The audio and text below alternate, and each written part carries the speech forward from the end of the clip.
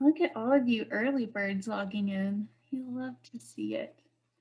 Hey, could you guys do me a favor? If you are on right now, could you do me a favor and drop in the chat box that you can hear me and maybe where you're tuning in from?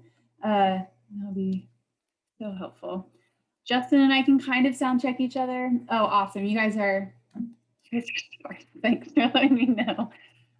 Justin and I are trying to sound check ourselves, and it's kind of hard. But I'm glad that you guys are tuning in. Hello, I see someone is here from Chicago, favorite city in the country. Nice to see you. Oh, you guys are calling in from all over the place. Oh, Hope Partnership in Central Florida. Where, Drew, where is that? We're in Central Florida. We're in Lakeland. Curious to see. Oh, Kissimmee. Yeah, we're basically neighbors. Very close. Cool, cool. We're in Lakeland. So we're what? Is that like 45 minutes away? Yeah, about that. Cool.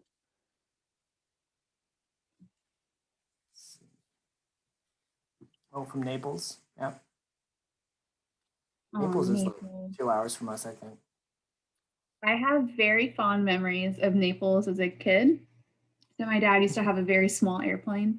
And for the longest time, he would talk about buying this airplane. He's like, when we have this airplane, your mom and I are just going to go to Naples for breakfast. I don't know why he fixated on that, but he did.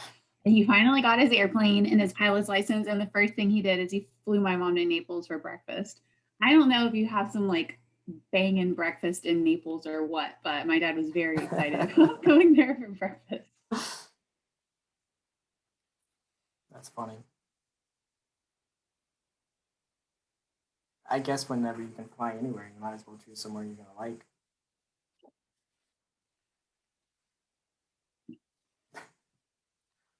All right. So we got a couple more people joining here. We'll get started here in a minute, guys. Almost at 2. Thanks all for joining us today. Happy that you can be with us here on this wonderful Tuesday afternoon.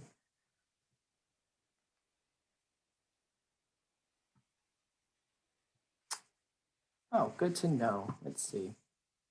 Yeah, lean close to that microphone. Or just yell. Sometimes, yeah. Sometimes Zoom does this thing where it switches your overall volume. Oh, good. I'll lean in a little bit.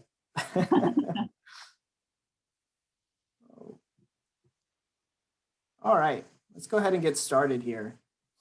So good afternoon, everyone. Welcome to another Qgiv webinar. As always, we're so happy that you could join us today. And we have a really exciting topic to discuss here with Abby Jarvis and how to encourage board fundraising with peer-to-peer events. So before we get started, for those unfamiliar with Qgiv, we are an online fundraising platform that makes it easy for nonprofits of all sizes to raise more money online. We have solutions for every nonprofit, including year-round fundraising tools, text giving, peer-to-peer fundraising, as we'll talk about today, silent auction tools, and much more.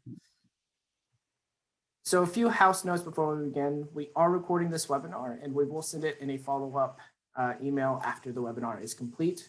Please feel free to ask any questions. We do have 2 boxes at the bottom. One is for Q&A and one is for chat. I would say to ask your questions in the Q&A. It'll make it easier for us to follow. We will be following the chat for general conversation, but use the Q&A section for all of your questions. And we'll try to answer them throughout the presentation or at the end. And if you have a Twitter, please share your highlights and takeaways with the hashtag QGivWebinar and make sure to follow us at Qgiv. So my name is Justin Cook. I'm the product marketing manager here at Qgiv. And today I'm joined by the great Abby Jarvis. Go ahead, Abby. Well, so first things first, one of the joys of working from home is not having a great deal of control over your work environment. My neighbor is working on his car, so if you hear any revving, that's what you're hearing.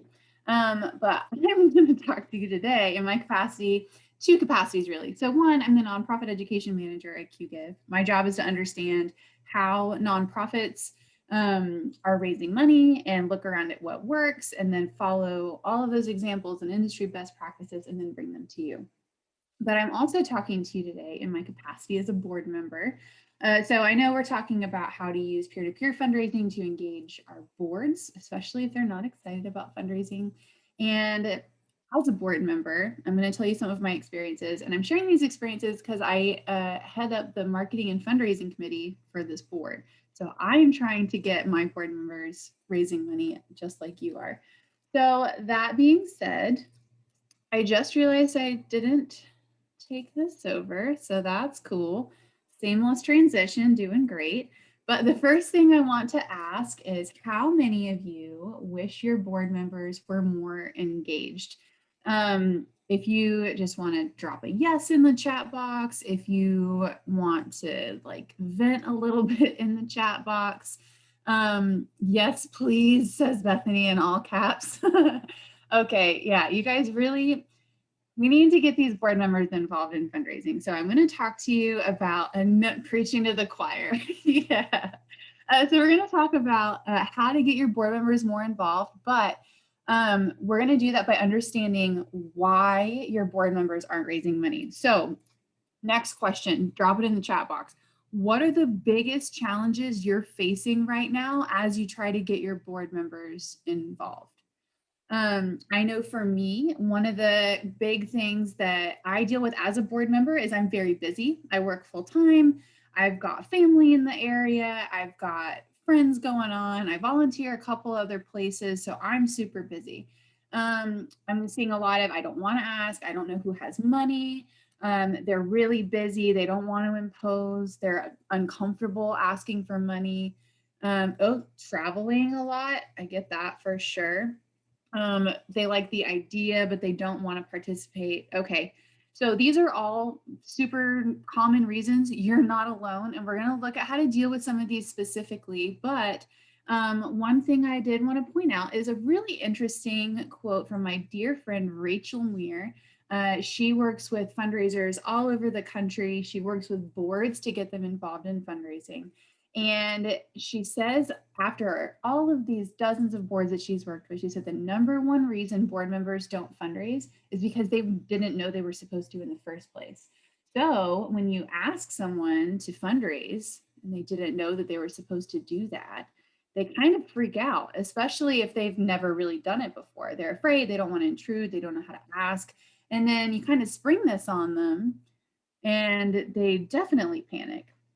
So if you are getting discouraged with fundraising, take a look and see what kind of conversations you've been having with your board members and see how they view their fundraising responsibilities.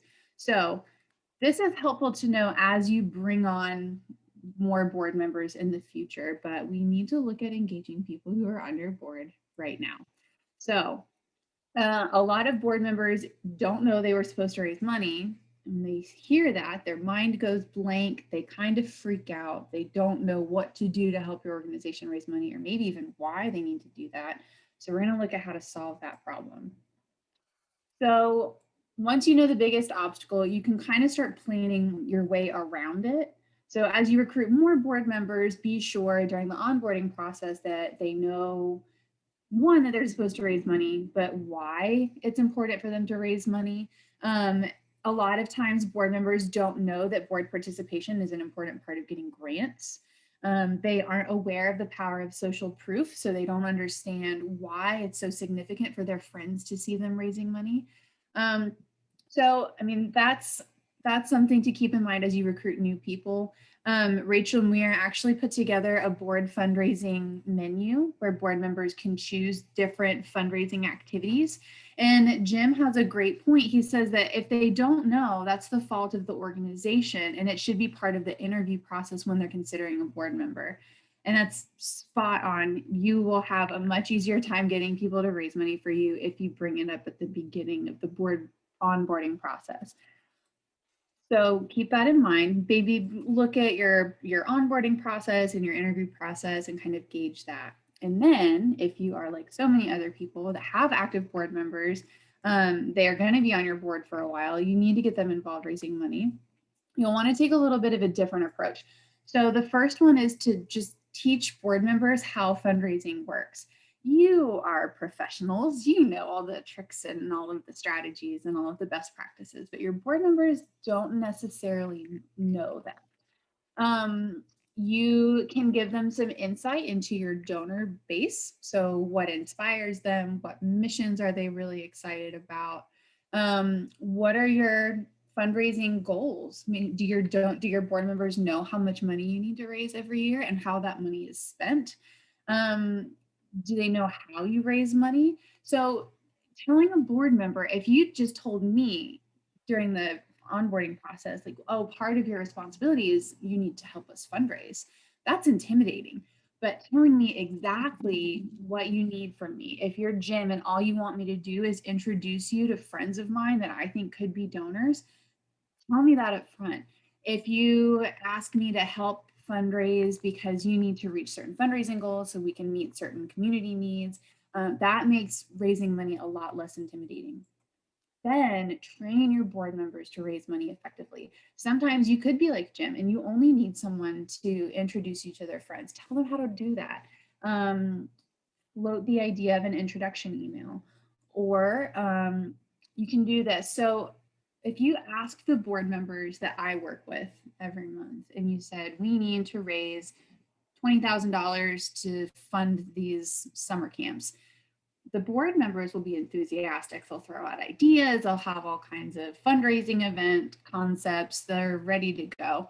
But if you said we need to raise this amount of money and then we gave them direct, concrete instructions, please share our upcoming campaign with your social networks, please send friends and families this email, please volunteer at this fundraising event, the board members will be much more focused, they'll know what to do, and they'll be much more likely to get involved. So we're going to look at the idea of peer-to-peer fundraising as a way to accomplish those goals. So mostly those last 2 points I mentioned about teaching board members how and why to raise money and then kind of directing them and giving them a solid plan for doing so. It's very effective, and peer-to-peer campaigns can be a very effective way of kind of directing their enthusiasm and channeling it in the right direction so they can actually effectively raise money for you. And there are a number of different reasons this is particularly well suited for boards. The biggest is that peer to peer fundraising, even if you've never called it that, is something your board members are already used to seeing. We've all seen people fundraising on Facebook for their birthday, or we've seen people sharing GoFundMe campaigns for someone's medical bills, or GoFundMe campaigns for someone launching a business. We've seen people raising money online and donating online. So your board members are already used to doing this. If they haven't done it themselves, they've seen it done. So it's much more familiar than sitting down and trying to come up with a fundraising plan.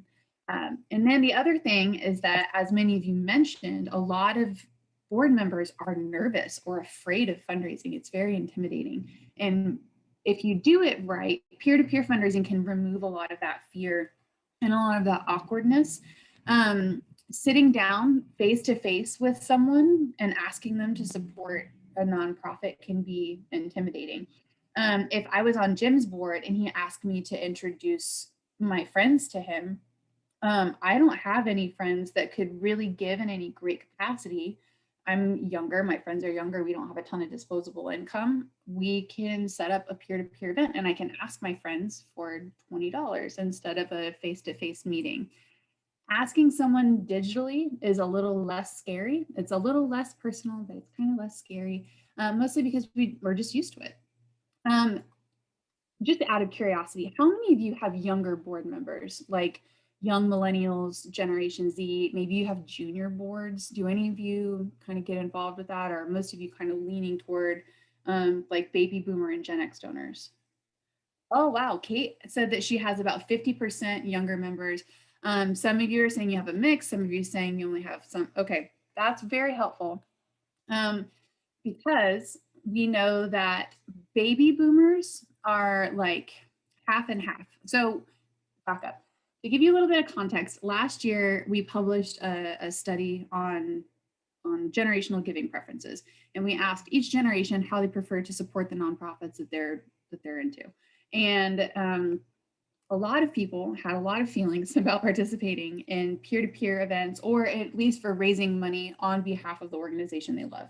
So we know that Generation X, so the older Generation X's are in like their early 50s, all the way down to the early 40s. Millennials are younger than that. Gen Z is even younger.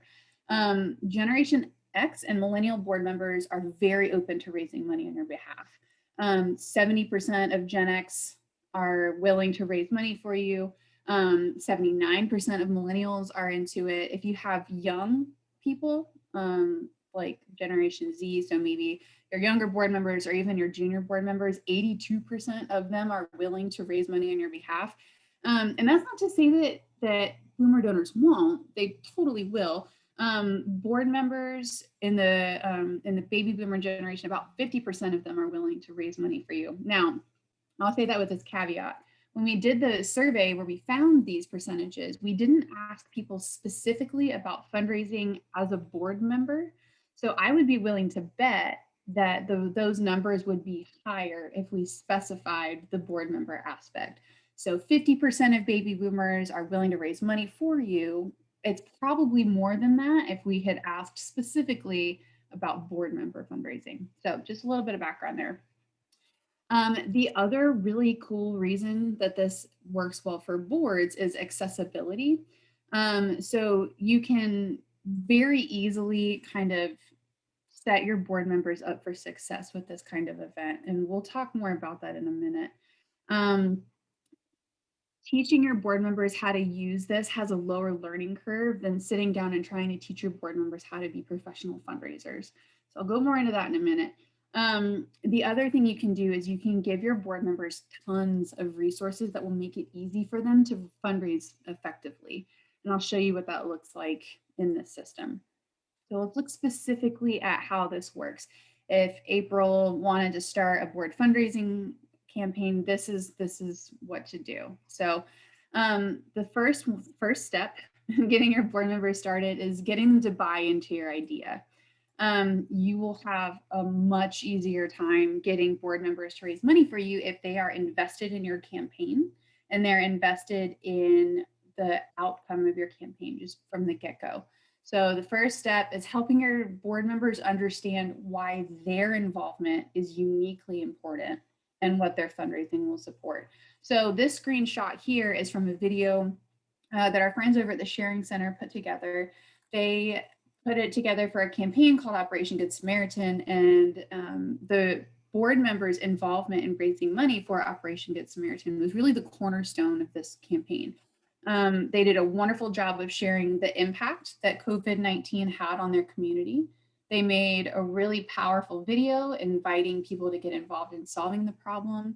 And then they told people how their money was going to be used. So if Guy sits down with me and says, I need you to raise money for my nonprofit, you're on the board, it's part of your job, I'd say, okay, I'll do what I have to. But if he said, hey, there's a huge need in our community right now, you as a board member are in a unique place to help us do really important work, here's what you can do to help, I'll be much more enthusiastic about it. So this is also nice. So it's one, good for board recruitment and getting them involved, but it's also really handy for promoting your event later on.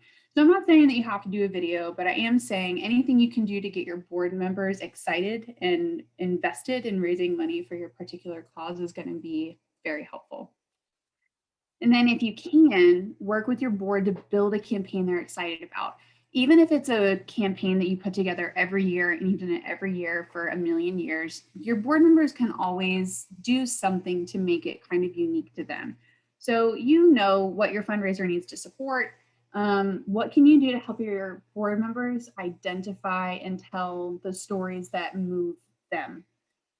Do they have ideas for complementary events that can kind of run alongside your campaign? Do they have any fundraising ideas that you could kind of work into your campaign? And I mean, I know people can come up with some crazy ideas. You don't have to entertain everything they throw out there, but it's always kind of nice to kind of crowdsource some things. But really here, the more opportunities your board members have to invest in your campaign and to invest in its success and to like be personally invested in it, the more likely they are to stay engaged with your fundraiser. And then the next step is actually building the event. So after you've got buy-in from your board, it's time to start pulling all those ideas together, and it's time to build your event. And this screenshot here is from the Sharing Center. It's the same organization that put together those 2 videos that I had in the previous slides. And they set up the basics. So your goal when you're setting up your fundraising event is to make it as easy as possible for your board to get involved. So you'll set up an event with solid branding, a good story, a solid appeal. You'll notice this homepage has this nice call to action. They call out their sponsors. There's a video where you can learn more about the organization and what they're doing. And then they spent some time putting together some simple copy explaining the event and the concept and what it's going to support. You'll also want to build basic fundraising pages for your board members. So if you're using Qgiv, you'll use our tool to set up kind of a template that is applied to each board member's personal fundraising page. So that way, when you get your board signed up, there's not just like a blank page that they have to build from scratch. But what you do is then you let your board members know how to use the fundraising tools that you've given them. You can encourage them to share their own stories, explain why they got involved with your organization. And there are a few different ways you can do this. We've seen some nonprofits focus on this campaign. They'll like dedicate a board meeting to it. So they'll spend an hour or half an hour more realistically, explaining some of the tools, explaining how to use it, showing you how to set up a fundraising page. We've seen people just send written instructions like little checklists or how-to documents. We've seen people record how-to videos.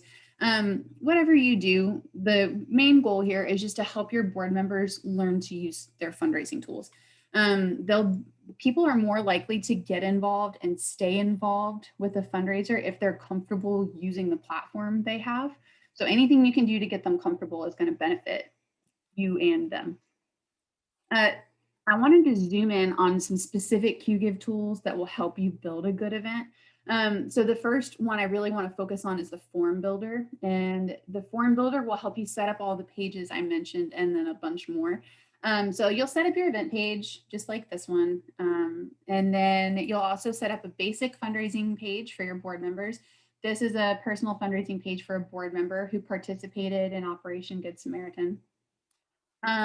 You can also set up some like sponsorship pages. If you have sponsors associated with your event, you don't have to if you don't have sponsors for a particular event. You can also set up and customize your donation form. So if you need to ask specific questions for donors for this particular campaign, that's an option. And then you can also just build custom pages. It's very simple.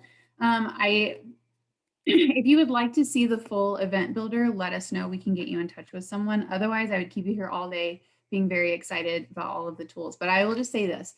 I put together a peer-to-peer fundraising page as a fundraiser, and it was exceedingly easy for me to make it look nice. And if I can do it, so can you.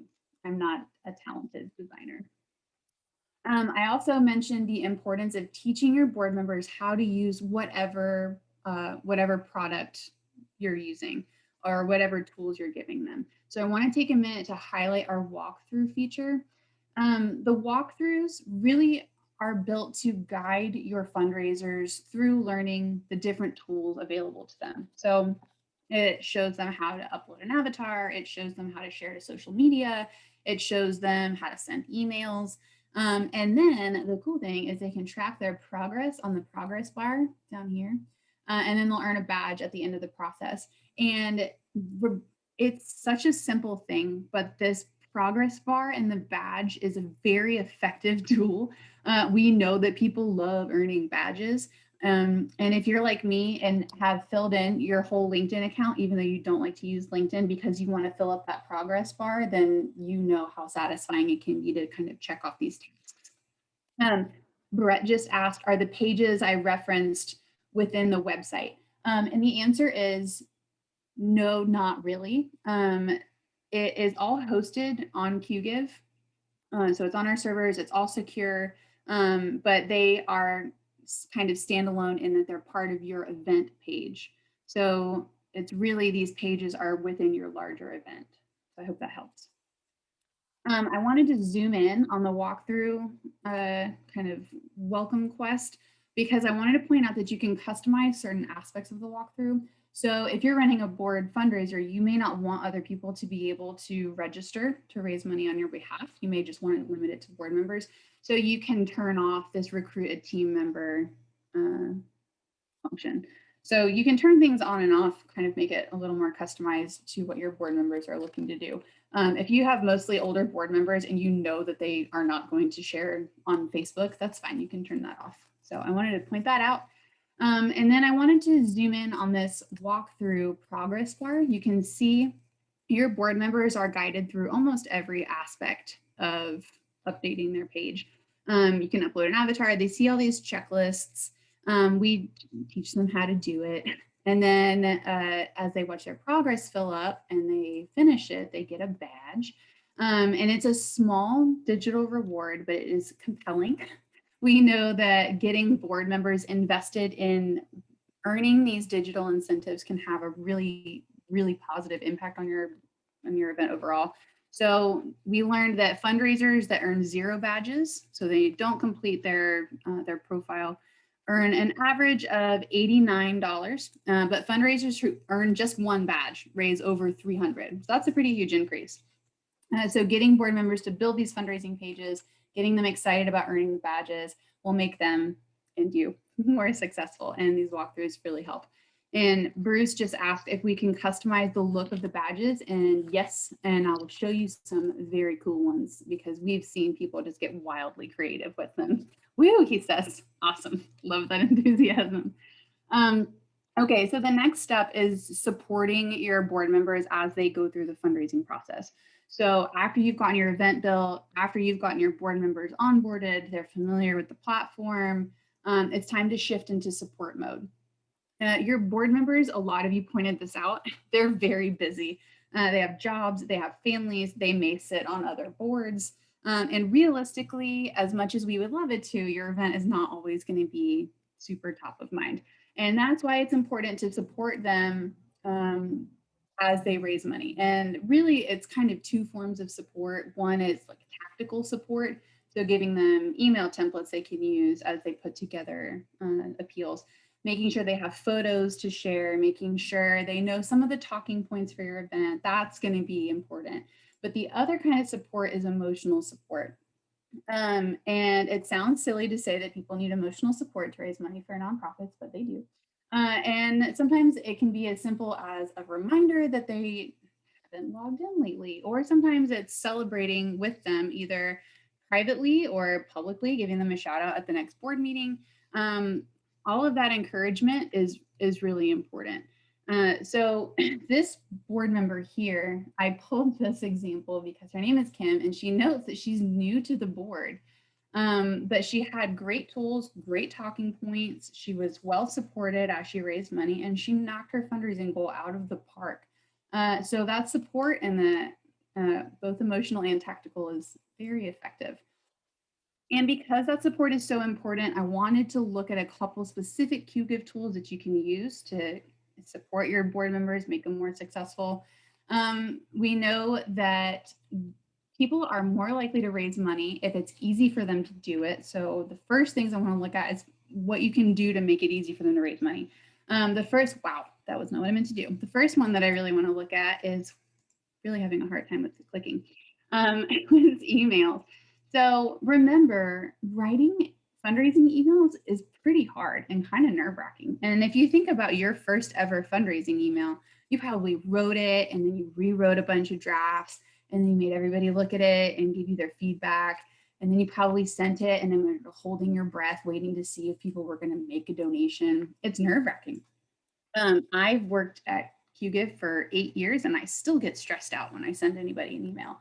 So you can take a lot of that uncertainty and a lot of that self-consciousness away from your board members if you give them email templates that they can tweak and adjust before they send it out to their family and friends. You can do the same thing with social media appeals, giving people templates that will help them start building a good social media appeal is really handy. If you sat me down in front of Facebook and told me that I needed to put together a really beautiful, heartfelt appeal, I would kind of freeze. But if you gave me the basis of a great heartfelt appeal and then let me adjust it, I would be much more willing to do so. So give them what they need to put together good asks. Give them photos, give them talking points, give them anything you think will make them more successful. You can do this very easily in the Qgiv system. You can upload images, you can build email templates and social templates. And then once you have them all kind of set in or set up, once your board members log in and they land in their dashboard, it's all right there for them. So this screenshot shows a little bit about what your board members will see. They'll log in, they'll land on their dashboard, they can click over to the resources area, and then they've got documents and logos and everything they need handy, just right there. You can also see here, it's a little small, but you can see this is the email template that your fundraisers will see. So if your board member logs in, she wants to send an email, she can pull up one of these templates, she can tweak some of the wording, and then she can send it to her friends right from the dashboard. She doesn't even have to leave. So it takes a little extra prep work on your side of things, but your board members will have a much easier time raising money because they won't be starting from scratch. Kate just said she's been giving her board members a text your friends kit, and she's been using the text to give feature in Qgiv with great success. That's exactly what we're talking about here. Spell it out for board members, tell them exactly what you need them to do, make it easy and not scary, and they'll do it for you. I wanted to highlight some tools that you can use for kind of that emotional support piece. One of them is the badges. So helping your board members get donations is a great start. Reaffirming and celebrating them when they get those donations is the other side of this. So the more donations they get and the more momentum they build and the more wins they have, the more likely they are to continue to engage with you. So what you can do is use the badge system. I've kind of alluded to it. But it's a really cool way to reward board members, even if it's just digital rewards that don't really like do anything. People love them. It's even more effective if you consider tying some of these milestones to incentives. That's something you can explore on your own. You would want to think about what incentives would motivate your board, but that works very well. So this includes screenshots of the badges that come automatically with every peer-to-peer account, although please note you can turn most of them off. So if you have an event where you don't want people to join teams, you can turn off the team fundraising leader and things like that. It's also very easy to build badges that suit your individual event. So just as an example, if Elizabeth is raising money, she wants board members to raise $5,000. That's a huge goal. I've never raised that much money. But what she could do is build badges that celebrated them reaching smaller milestones. So raising $5,000 is scary, but getting your first $500 isn't too bad. And then she could earn the next badge at $1,000 and then the next one at 2,000. So she's hitting these incremental milestones, which makes a big fundraising goal a lot less scary. You can also use our email campaigns tool. That's a great way to encourage your board members and keep them engaged if they're getting distracted. So while you're setting up your event, you can build some engagement emails. You can do it in advance and then schedule them to go out when your board members meet different criteria. So for example, if Danielle is putting together these support emails, she may want to set one up that goes out automatically when a board member reaches half of her goal. Celebrate with her, encourage her, give her a little boost to get to the next milestone. You could also build an email that goes out automatically if a board member hasn't logged in a week. Just say like, hey, remember we're raising money for this thing. The kids are counting on you or whatever your mission is, and then give her some basic fundraising ideas and some encouragement. So those little personal touches, even if they are automated, are very effective. And when you combine those engagement tools, the emails, the badges, everything else with personal encouragement, you really are showing your board members how appreciative you are. You're helping them understand the impact that they're making, and you're keeping them personally invested in raising money for a cause that they have proven they care about. For Brett or Bruce, who is asking if you can customize the look of badges, and the answer is yes. And this is a wonderful example of that. So just so you can get an idea of how versatile and customizable these tools are, I wanted to share these badges that the team over at Seattle Shakespeare put together for their event. And I will say this, you don't have to have an in-house designer like this group does. Their graphic designers built these, they're beautiful, I love them. But you can also build your own in the Qgiv system, and we'll give you the specs that you need if you want certain images, or you can use icons that we provide. You can do all kinds of stuff. But check out these board engagement badges. There's a badge for board member. There's a badge for an advisory board member. If someone is on the event committee, they get a special badge. There's a special one for staff members. And you can manually award these, so you don't have to rely on people kind of earning these badges. You can just give them to people when they're effective. But they're also the Fundraising Qgiv, the top fundraiser badges, and those are tied to different milestones. So tons of opportunities to get creative and to build something really special and inspiring for your board that will keep them engaged. So just as a quick recap, I just talked to you for 30 minutes. So here's a little recap. So as you look for a way to get your board members involved in fundraising, you need to remember two things.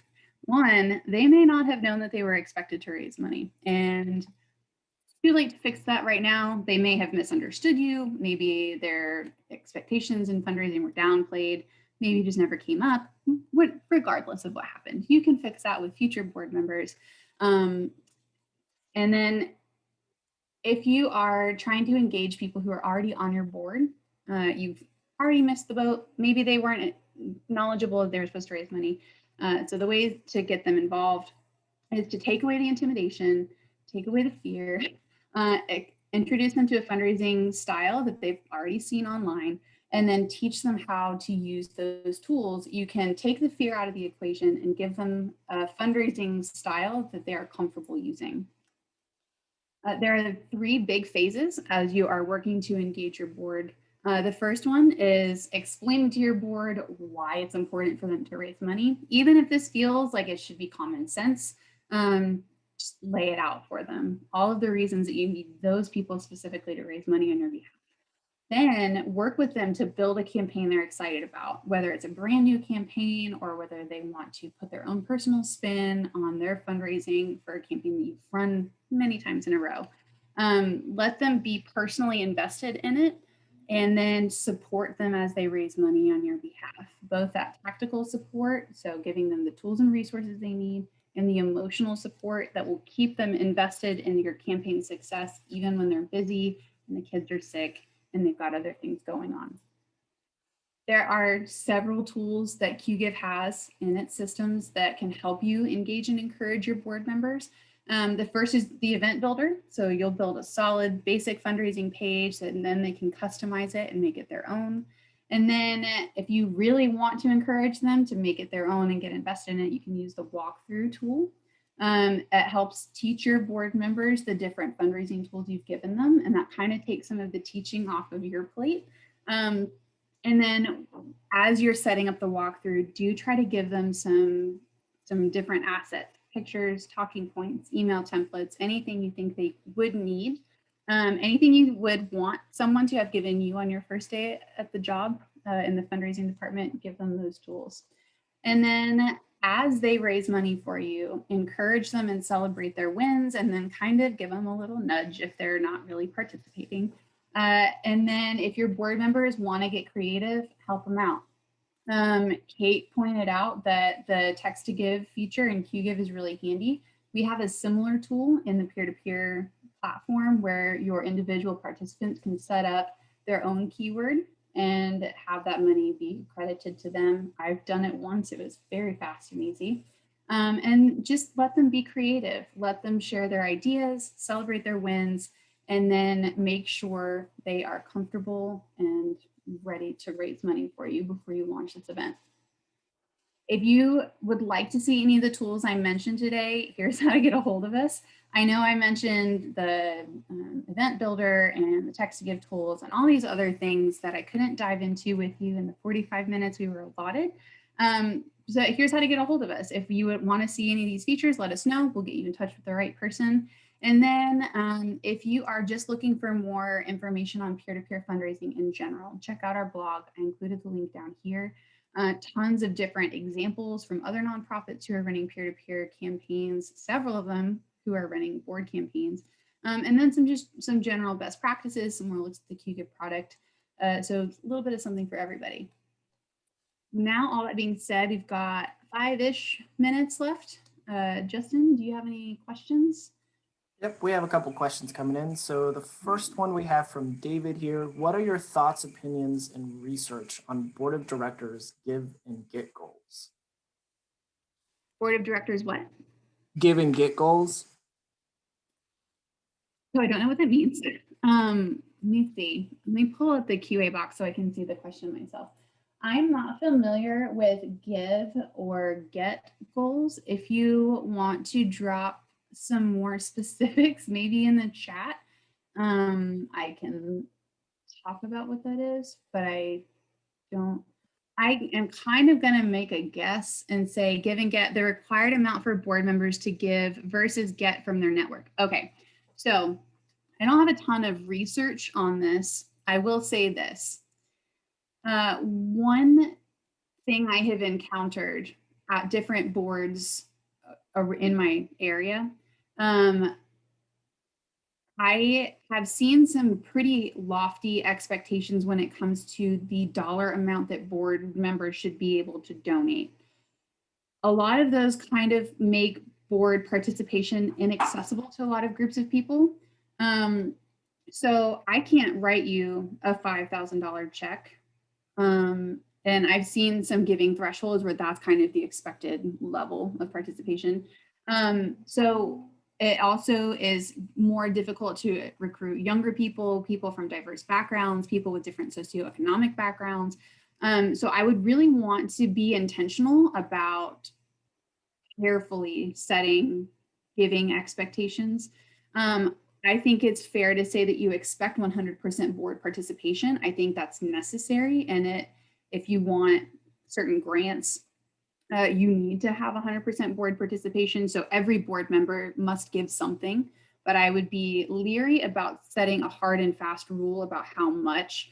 I would also kind of be leery about the same thing with the fundraising amounts. My friend who works for an investment bank is probably going to be able to raise much more money than I would be able to raise if most of my friends were artists or small business owners or just getting into the workforce.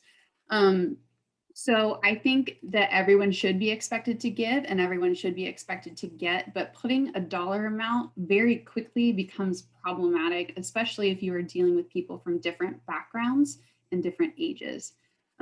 Brett just dropped a very cool note in the chat. He said, you should be looking also at time, talent, and treasure.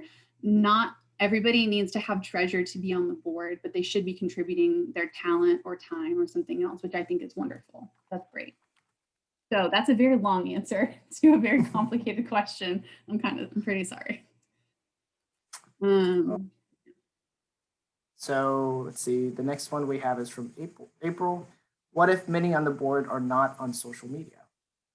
That is a wonderful question. And especially if you have older board members who are not on social media, and then a lot of younger board members are not on the primary social media channels. I would think that is where there are opportunities to engage other ways. So my 75-year-old board member may not be posting on social media, but she may be willing to sit down and give some of the face-to-face interactions that Jim is looking for. She may be willing to send emails.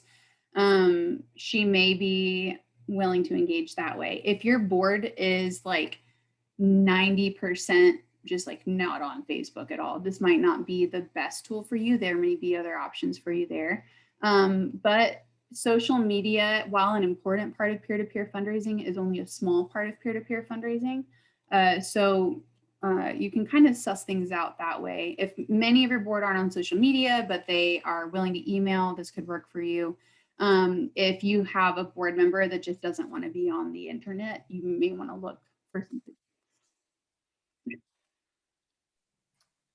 And Ross had a really great answer, and I'm just going to share this really fast. I'm sorry, Justin.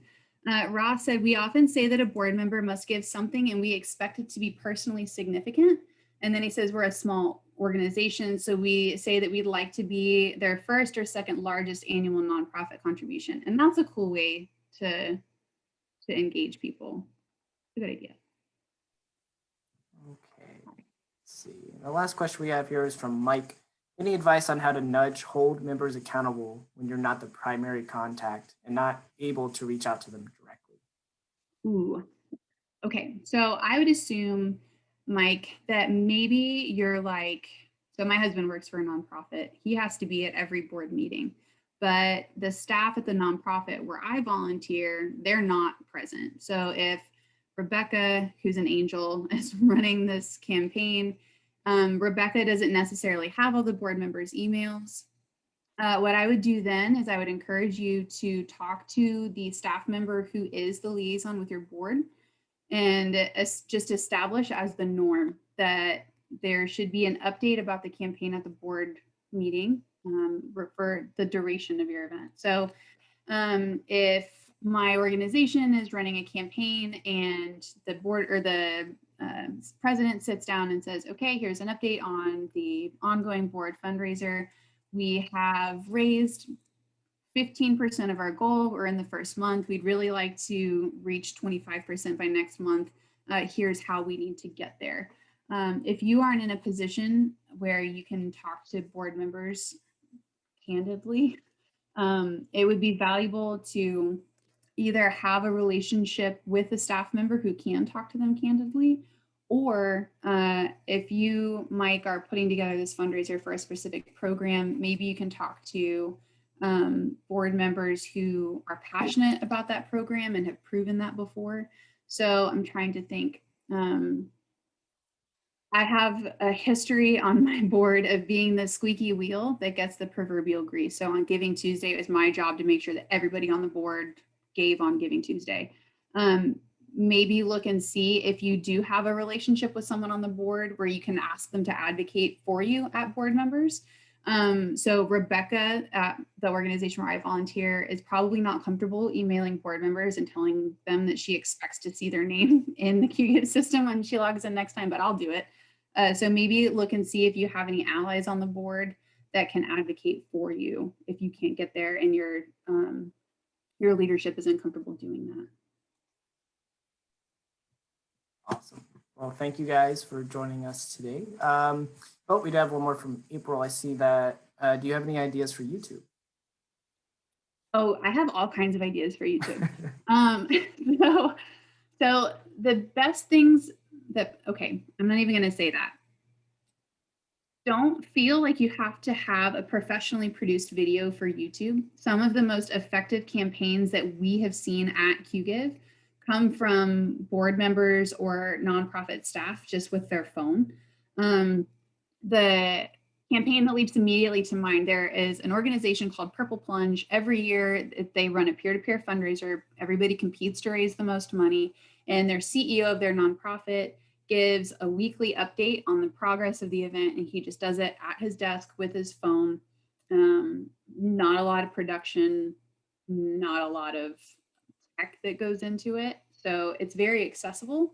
So the things that I would recommend if you were going to put together some YouTube updates, tell people a story about what they're raising money for. So, Kate, I wish I knew what organization you were with so I could be more specific. But if you're raising money to build a dog shelter, which is something that one of our clients is doing, you can share stories about the different dogs that you have helped at your animal shelter, and then put together, like, maybe don't do like the full-blown Sarah McLachlan in the Arms of the Angel thing. That's distressing. But put together a story, make the potential donor the superhero of the story, or the board member, whoever. Without your help, this dog would never have recovered from their injuries, but now look at them, they're happy and healthy and living it up with their forever family. Just telling that simple story is a very effective fundraising tool. It doesn't, like I said, it doesn't have to be high tech. It doesn't have to be very produced. Oh, she says she works with girls coming out of sex trafficking in Latin America. Okay, so probably need to amend my statement. So that is something that you probably have to protect the girls' identities. You would want to walk the line between telling a story and keeping them safe.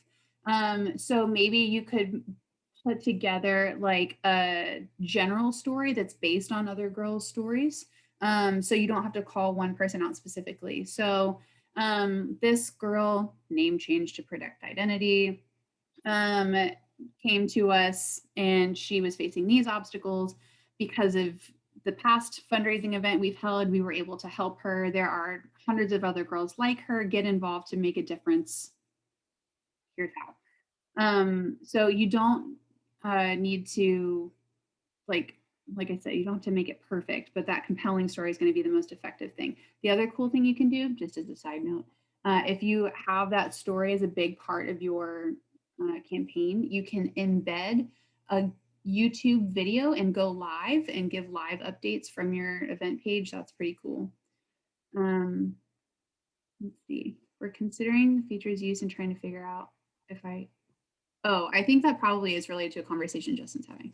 Yeah, so Kate asked, do we have to use the board committee volunteer profile for their full service or better to use new per campaign? And I asked her to elaborate a little bit. She said, sure, we're considering the features use and trying to figure out if I should establish a profile as part of a board of directors orientation or as part of a specific campaign. We've seen it run both ways. I think one of the very first board fundraisers I ever saw was I think it was like a Boys and Girls Club that set up an annual campaign. So right at the beginning of their fiscal year, they set it up. So the only thing that would be odd if you set it up as part of their board orientation, I mean, that's a great idea. You could totally do it. But I eventually, based on the size of your board and the rotating board members, if you have board members that are rotating off and then you're rotating people on, it would require some maintenance that way. But we've seen it work both ways and it's worked really well. It's just mostly the logistics of like, do you want to set up, if you have an incoming board of like 50 people, do you want to do that every time or do you want to do something else? So, Okay, and I think that's it. So I really appreciate everyone hopping on today. And I hope you have a great rest of your day. Abby, you have anything you want to say as we close out? definitely.